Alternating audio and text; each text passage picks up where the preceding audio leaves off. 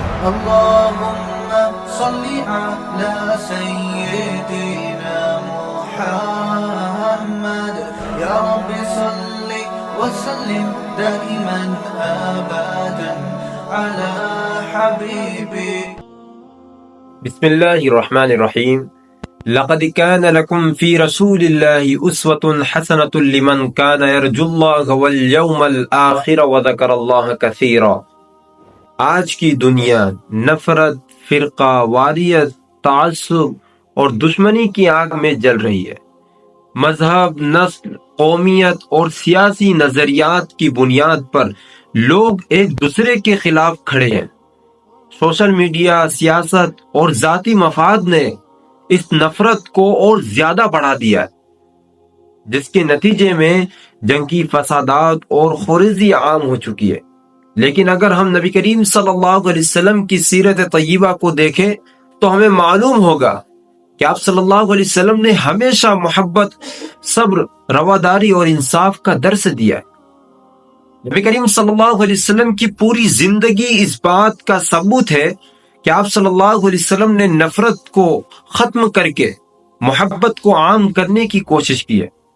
جب مکہ مکرمہ کے کفار نے آپ صلی اللہ علیہ وسلم پر ظلم و ستم کے پہاڑ توڑے تو بجائے اس کے کہ آپ صلی اللہ علیہ وسلم نے ان سے بدلہ لیتے، آپ صلی اللہ علیہ وسلم نے ان کے لیے ہدایت کی دعا کی. جب نبی کریم صلی اللہ علیہ وسلم طائف کے لوگوں کو اسلام کی دعوت دینے گئے تو انہوں نے آپ صلی اللہ علیہ وسلم کو پتھر مارے، یہاں تک کہ آپ صلی اللہ علیہ وسلم کے جوتے خون سے بھر گئے.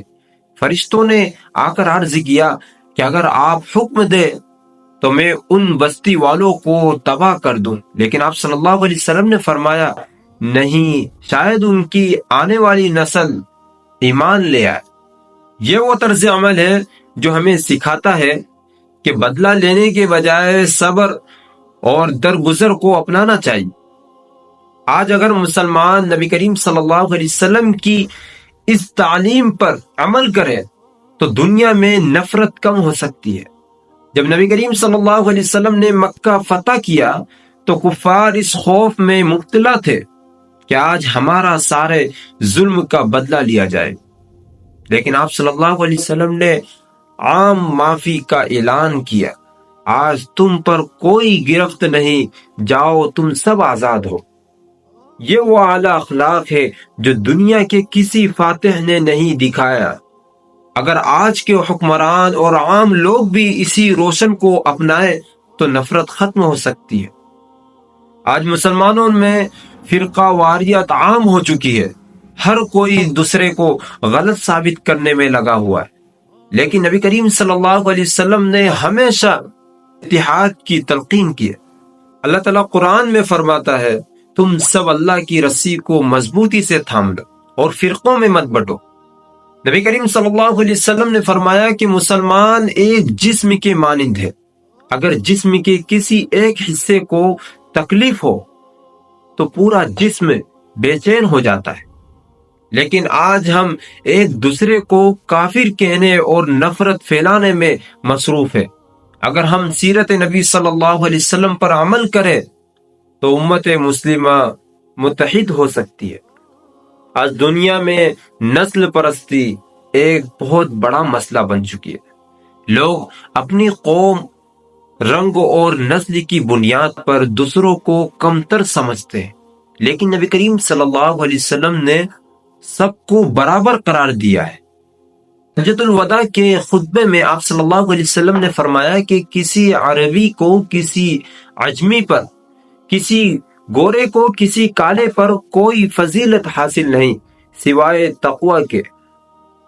یہ اسلام کا سب سے بڑا پیغام ہے. لیکن آج ہم خود اس تعلیم کو بھول چکے ہیں اور نسل، زبان اور قومیت کی بنیاد پر ایک دوسرے سے نفرت کرتے ہیں. اسلام ایک ایسا دین ہے جو صرف مسلمانوں کے لیے نہیں بلکہ پوری انسانیت کے لیے رحمت بن کر آیا ہے. نبی کریم صلی اللہ علیہ وسلم کی تعلیمات کا بنیادی مقصد انسانوں کو ایک دوسرے کے قریب لانا ہے، امن قائم کرنا ہے اور محبت کو فروغ دینا ہے. دشمنی کو دوستی میں بدلنا ہے۔ نبی کریم صلی اللہ علیہ وسلم کی زندگی میں ہمیں ایسے بے شمار واقعات ملتے ہیں جہاں آپ صلی اللہ علیہ وسلم نے اپنی دشمنوں کو بھی معاف کر کے انہیں دوست بنا لیا۔ ابو سفیان کا واقعہ تو آپ نے سنا ہی ہوگا۔ ابو سفیان جو ایک وقت میں اسلام کا سخت دشمن تھا، وہی بعد میں نبی کریم صلی اللہ علیہ وسلم کے اخلاق اور درگزر کی وجہ سے اسلام قبول کر لیتا ہے۔ تم میں سے سب سے بہتر وہ ہے جس کا اخلاق سب سے اچھا ہو۔ آج اگر ہم بھی نبی کریم صلی اللہ علیہ وسلم کی طرح دوسروں کے ساتھ حسن سلوک کریں تو دشمن بھی دوست بن سکتے ہیں اور نفرت محبت میں بدل سکتی ہے۔ آج سوشل میڈیا ایک ایسا پلیٹ فارم بن چکا ہے جہاں نفرت کو تیزی سے پھیلایا جا رہا ہے۔ جھوٹی خبریں، غلط فہمیوں اور پروپیگنڈے کے ذریعے مختلف قوموں، مذاہب اور گروہ کو آپس میں لڑایا جا رہا ہے۔ اللہ تعالیٰ قرآن میں فرماتے ہیں، اور کسی بات کی تخلیق کے بغیر اسے مت مانو، بے شک کان، آنکھ اور دل سب کی باز پرس ہوگی۔ اگر ہم ہر خبر کی تحقیق کریں تو بغیر تصدیق کے کسی کو برا نہ کہے اور اپنے الفاظ کا درست استعمال کرے تو دنیا میں نفرت کو کم کیا جا سکتا ہے۔ کریم صلی اللہ علیہ وسلم نے ہمیشہ محبت، امن اور اخوت کی تلقین کی ہے۔ مسلمان وہ ہے جس کے ہاتھ اور زبان سے دوسرے مسلمان محفوظ رہے۔ یہ حدیث ہمیں سکھاتی ہے کہ نہ صرف ہاتھ سے کسی کو نقصان پہنچانا غلط ہے، بلکہ زبان سے بھی کسی کو تکلیف دینا ناجائز ہے۔ لیکن آج ہم دیکھتے ہیں لوگ ایک دوسرے پر تنقید کرتے ہیں، الزام لگاتے ہیں اور نفرت بھڑکاتے ہیں۔ اگر ہم نبی کریم صلی اللہ علیہ وسلم کی تعلیمات پر عمل کریں تو یہ سب ختم ہو سکتا ہے۔